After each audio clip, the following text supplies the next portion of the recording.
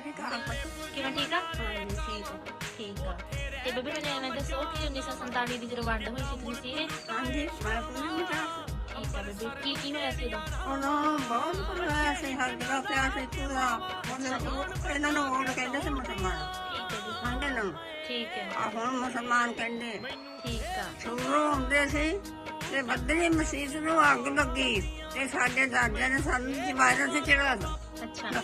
ਤੇ ਉਧਰ ਆਪਣਾ ਪਾਕਿਸਤਾਨ ਫਿਰ ਕੋਈ ਹੈਗਾ ਤੁਹਾਡਾ ਰਿਸ਼ਤੇਦਾਰ? ਨਹੀਂ ਜੀ, ਸਾਡੀ ਅਸੀਂ ਸਿੱਖ ਹੈਗੇ ਗੁਰੂ ਦੇ।